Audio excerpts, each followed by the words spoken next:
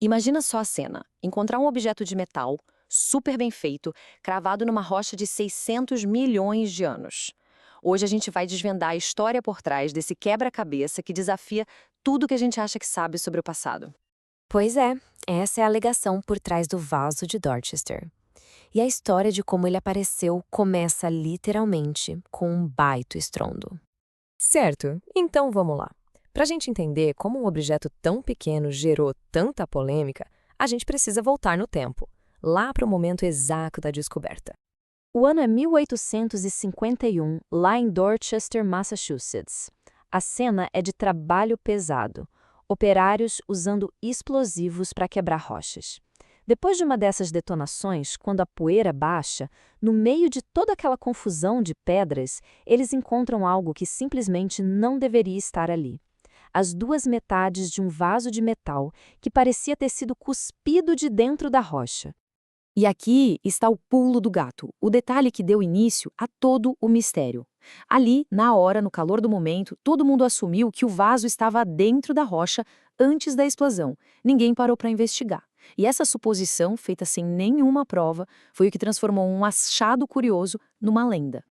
Ok, então a gente tem duas peças centrais nesse quebra-cabeça: o objeto em si e a tal rocha de onde ele supostamente veio.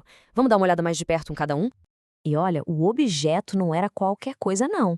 Os relatos da época o descrevem como um vaso em forma de sino, feito de uma liga de zinco e prata e com umas decorações de flores em prata pura. Ou seja, era claramente um trabalho de um artesão muito talentoso, o que só tornava a história toda ainda mais bizarra. A rocha da qual o vaso teria saído é conhecida como conglomerado de Hawkesbury. Para a gente ter uma ideia, é como se fosse um tipo de concreto feito pela natureza, com várias pedras e seixos cimentados juntos ao longo de milhões de anos. E é justamente a idade dela que está no centro de toda a confusão. E é aqui que o queixo cai. Os geólogos datam essa formação rochosa em quase 600 milhões de anos. 600 milhões! Isso é muito, mas muito antes dos dinossauros, de uma época em que a vida complexa no planeta mal estava engatinhando. Então fica a pergunta, né? Como um vaso de metal tão bem feito poderia existir centenas de milhões de anos antes de qualquer ser humano? Essa contradição aparente fez do vaso de Dorchester um exemplo clássico do que se chama de O-O-Part, um artefato fora do lugar, um objeto que, pela lógica, não deveria existir naquela linha do tempo. É claro que um objeto como esse não ia passar despercebido, né? Ele virou rapidinho a peça de resistência para quem queria desafiar a história que a gente conhece. Para quem defende teorias de história alternativa como Michael Cremel, o vaso era a prova definitiva. A evidência de que existiram artesãos de metal super habilidosos na América do Norte há mais de 600 milhões de anos, o que sugere a existência de civilizações perdidas muito mais antigas do que a ciência aceita.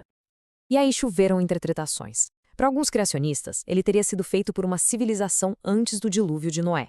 Para outros, era só mais um UOP-ART, um mistério sem solução. Rapidinho ele virou celebridade, aparecendo em livros e sites de mistérios. Para todos esses grupos, o vaso era a prova física de que a história oficial estava errada. Mas enquanto todas essas teorias circulavam, os arqueólogos e os mais céticos começaram a olhar para o caso com mais calma. Como será que eles tentaram resolver esse quebra-cabeça? A investigação, no fundo, se resumia a duas visões totalmente opostas. De um lado, tínhamos a ideia de um artefato pré-histórico, de 600 milhões de anos, de uma civilização perdida. Do outro, a visão da arqueologia, um objeto comum, com poucos anos de idade na época e de um estilo vitoriano bem reconhecível. A primeira grande pista para os investigadores foi o estilo do objeto. Ele não parecia ter 600 milhões de anos. Na verdade, ele era a cara de algo feito no século XIX. O design e a decoração, tudo nele gritava era vitoriana. Ok, então se não era um artefato super antigo, o que diabos era aquilo? A peça que faltava para resolver o caso só apareceu muito tempo depois, em 1964, quando um pesquisador italiano fez a conexão que faltava. E foi essa conexão que finalmente revelou a verdadeira identidade do vaso, mostrando que o problema nunca foi o objeto em si, mas a total falta de contexto na hora em que ele foi encontrado. Acontece que o vaso de Dorchester não era um vaso pré-histórico. O pesquisador Biagio Catalano identificou o objeto como algo muito mais mundano, especialmente para a época: a base de um narguilé, um cachimbo de água indiano. E essa identificação fazia todo sentido. O formato de sino, a decoração com flores, o estilo, tudo batia perfeitamente com o narguilé indiano da era vitoriana. A pá de cal na história veio quando encontraram um objeto quase idêntico no museu. Mistério resolvido. Ou seja, o mistério todo nasceu de uma suposição lá em 1851, sem nenhuma foto ou prova para confirmar. O mais provável é que o objeto estivesse só enterrado na terra, não dentro da rocha, e a explosão simplesmente o arremessou junto com os outros destroços. A história do vaso de Dorchester é um lembrete incrível de como uma simples suposição pode criar um mistério que dura mais de um século. E isso faz a gente pensar: quantos outros mistérios históricos que existem por aí são apenas histórias esperando o contexto certo para serem resolvidas? A verdade, muitas vezes, não está enterrada em rochas antigas, mas nos detalhes que a gente acaba deixando passar.